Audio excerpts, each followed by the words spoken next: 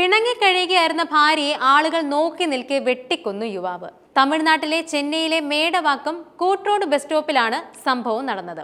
37-കാരിയാണ് ഭർത്താവിന്റെ ആക്രമണത്തിൽ കൊല്ലപ്പെട്ടത്.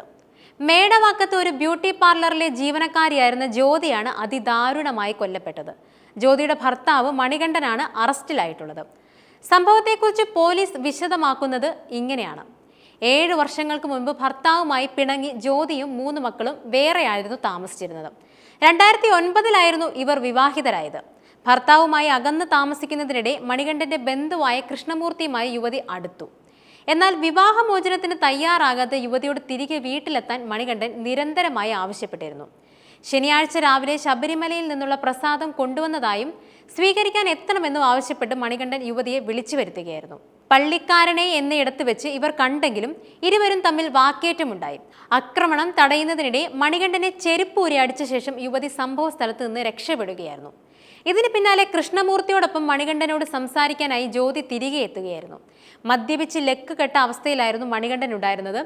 ഇരു കൂട്ടരും തമ്മിൽ തർക്കമുണ്ടായതിനിടയിൽ മണികണ്ഠൻ കത്തിയെടുത്ത് ജ്യോതിയെയും കൃഷ്ണമൂർത്തിയും ആക്രമിക്കുകയായിരുന്നു. നിരവധി തവണ കത്തിയെടുത്ത് ഇയാൾ ജ്യോതിയെ വെട്ടുകയായിരുന്നു. തടയാൻ ശ്രമിച്ച കൃഷ്ണമൂർത്തിക്കും വെട്ടേറ്റു. ബസ് സ്റ്റോപ്പിൽ ഉണ്ടായിരുന്നവർ ചേർന്ന് പിടിച്ചു വെച്ചതോടെയാണ് മണികണ്ഠനെ പോലീസിന് അറസ്റ്റ് ചെയ്യാനായത്. പരിക്കേറ്റ കൃഷ്ണമൂർത്തിയെയും ജ്യോതിയെയും ആശുപത്രിയിൽ എത്തിച്ചെങ്കിലും ജ്യോതിയുടെ ജീവൻ രക്ഷിക്കാനായില്ല.